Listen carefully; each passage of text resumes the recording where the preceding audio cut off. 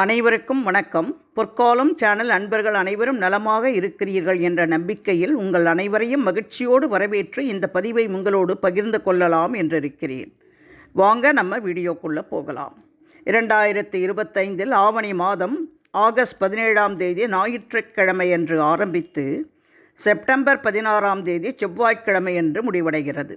இந்த மாதத்தின் சிறப்புகள், சிவபெருமானை எப்படி வழிபட்டால் அவரின் பரிபூரண அருளை பெற முடியும் என்பதையும் இந்த பதிவில் நம்ம பார்க்க போகிறோம். இதுவரைக்கும் எங்கள் சேனலை சப்ஸ்கிரைப் செய்யாதவர்கள் சப்ஸ்கிரைப் செய்து பார்க்குமாறு அன்போடு கேட்டுக்கொள்கிறேன். வாங்க நம்ம வீடியோக்குள்ளே போகலாம். தமிழ் மாதத்தின் 5வது மாதமான ஆவணி மாதம் ஆகஸ்ட் 17 ஞாயிற்றுக்கிழமை அன்று பிறந்துள்ளது.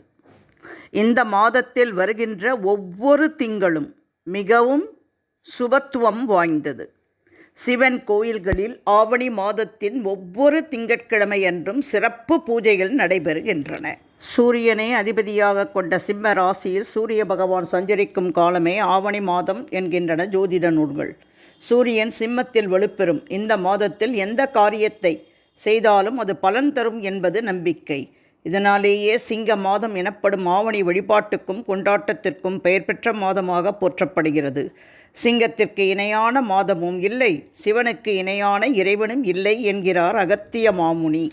ஆவணி மாதத்தில் சிவபெருமானை வழிபடுவதற்கான பூஜை முறை. சிவலிங்கத்திற்கு இரவும் பகலும் தொடர்ந்து நீர் மற்றும் பால் அபிஷேகம் செய்யப்படும். அது மட்டுமன்றி ஆவணி முழுவதும் ஒவ்வொரு திங்களன்றும் சிவபக்தர்கள் வில்வ இலைகள், புனித நீர், பால் மற்றும் பூக்களால் அர்ச்சிக்கின்றனர். பக்தர்களும் காலை முதல் இரவு வரை விரதமிருந்து இரவு முழுவதும் எரியும் வகையில் ஒற்றை அகல் விளக்கை ஏற்றுவார்கள். சிவபெருமானை பூஜிக்க கிழக்கு நோக்கி உட்கார வேண்டும். அதைத் தொடர்ந்து வலது கையில் ஒரு சில துளிகள் புனித நீரை எடுத்துக்கொண்டு உங்களுக்கு என்ன தேவையோ அதை கேட்க வேண்டும்.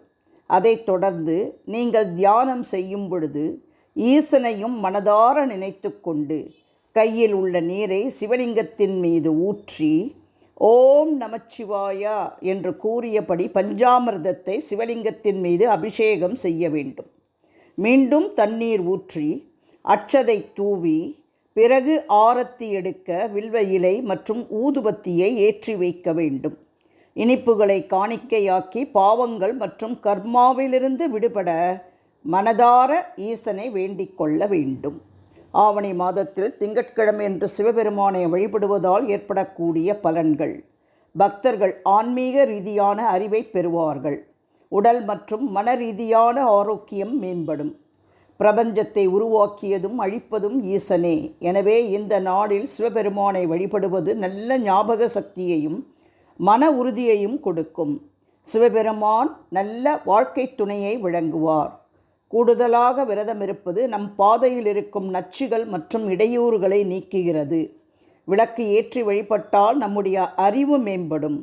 கங்கை நீரால் அபிஷேகம் செய்வது முக்திக்கு வழிவகுக்கும். சிவபெருமானுக்கு விருப்பமான பிரசாதங்களை வழங்குவது நமக்கு எல்லா விதத்திலும் வெற்றியை பெற உதவும். நம்முடைய அனைத்து ஆசைகளும் நிறைவேறும். ஆவணி மாத வளர்பிறை சதுர்த்தி நாளில் விநாயகர் அவதரித்து அருள் புரிந்தார். எனவே விநாயகர் சதுர்த்தியும் கொண்டாட்டமாக இன்றளவும் பக்தர்கள் கொண்டாடுகின்றனர். ஆவணியில் மகா சங்கடஹர சதுர்த்தி நன்னாளில் சந்திர தரிசனம் செய்தால் சங்கடங்கள் யாவும் தவிடி பொடியாகும் என்பது நியதி. இந்த ஆவணி மாத ஞாயிற்றுக்கிழமைகளில் மும்மூர்த்திகளான சிவபெருமான், விஷ்ணு மற்றும் பிரம்மா ஆகியோரையும் சூரிய பகவானையும் வணங்கினால் எண்ணிலடங்காத பலன்களை பெறலாம். ஆவணி மாதமானது சைவ வைணவ பாகுபாடின்றி அனைத்து தெய்வங்களுக்கும் உகந்த மாதமாகும். சிவபெருமானுக்கும் பெருமாளுக்கும் உகந்த மாதமாக ஆவணி உள்ளது. இந்த மாதத்தில் விநாயகர், முருகன், அம்மன் என அனைத்து தெய்வங்களின் சன்னதிகளிலும் சுபகாரியங்களும் பக்தர்கள் கூட்டமும் எப்போதும் காணப்படும். அப்பேற்பட்ட சிறப்புகள் வாய்ந்த இந்த ஆவணி மாதத்தில் சிவன், விஷ்ணு, பிரம்மா ஆகிய 3 தெய்வங்களை ஒவ்வொரு ஞாயிற்றுக்கிழமையும் வணங்கி சூரிய பகவானையும் வணங்க வேண்டும். அந்த நாட்களில் காலையிலேயே எழுந்து குளித்து நீராடிவிட்டு முதலில் சூரிய பகவானை வணங்கிவிட்டு பின் மும்மூர்த்திகளையும் வணங்க வேண்டும். ஆவணி மூலம் திருவிழா. ஆவணி மாதத்தில் வரும் மூல நட்சத்திரத்திற்கு ஒரு சிறப்புண்டு. மதுரை மீனாட்சி சுந்தரேஸ்வரர் கோவிலில் ஆவணி மூல திருவிழா கோலாகலமாக கொண்டாடப்படுகிறது. இத்திருவிழாவில் கருங்குருவிக்கு உபதேசம் செய்தல், நாரைக்கு முக்தி கொடுத்தல், தருமிக்கு பொன் கொடுத்தல், பிட்டுக்காக மண் சுமத்தல், நரிகளை பலி கொடுத்தல், வளையல் விற்பது என மதுரை மண்ணில் சிவபெருமானின் திருவிளையாடல்கள் அனைத்து நிகழ்ச்சிகளும் இடம்பெறும். விழாவின் முக்கிய நிகழ்ச்சியாக சொக்கநாதருக்கு மகா உற்சவம் நடைபெறும். இறைவன் மாணிக்க வாசகருக்கு குதிரைகளை கொண்டு வந்து ஒப்படைத்தது இம்மாதத்தின் சிறப்பாகும். திருவோணம் திருவிழா. ஓணம் பண்டிகை கேரள மக்களால் கொண்டாடப்படும் உலக புகழ்பெற்ற பண்டிகையாகும். ஆவணி மாதத்தில் வரும் திருவோணம் நட்சத்திரத்தைத்தான் மலையாள மக்களால் ஓணம் பண்டிகையாக கொண்டாடப்படுகிறது. ஆவணி மாதத்தில் இளையான்குடி மாறனார், குலச்சிறையார், திருநீலகண்டர், அதிபத்தர் ஆகிய நாயன்மார்களின் குரு பூஜை விழாவும் கொண்டாடப்படுகிறது. மகாபலி மன்னன். அரசர்களை தலைசிறந்த மன்னன் மகாபலி. ஆவணி மாதம் சிராவண துவாதசி நாளில் வாமனமூர்த்திக்கு 3 அடி தானம் செய்தார். சிரவண தீபம் என்று போற்றப்படும் ஆவணி மாதத்தில் வரும் திருவோண நட்சத்திரத்தில் ஏற்றப்படும் இந்த தீபமானது விருப்பத்தை நிறைவேற்றும் அற்புத வழிபாடு என்று கூறப்படுகிறது.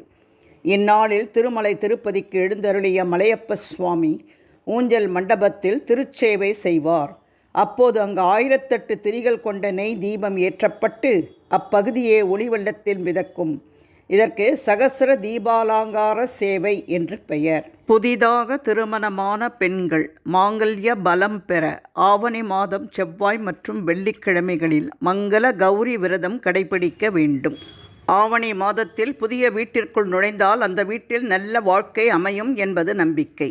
இந்த மாதத்தில் திருமணம் நடந்தால் வாழ்க்கை மகிழ்ச்சியாக இருக்கும் என்பதும் நம்பிக்கை.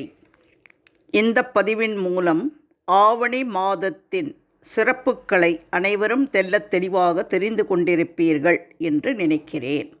இந்த பதிவு உங்களுக்கு பயனுள்ளது என்று நீங்கள் நினைத்தால் உங்கள் உற்றார் உறவினர் நண்பர்களுக்கு மறக்காமல் ஷேர் பண்ணுங்கள். வேறு ஒரு சிறப்பான அற்புதமான பயனுள்ள பதிவோடு உங்களை சந்திக்கும் வரை விடைபெறுகிறேன். நன்றி, வணக்கம்.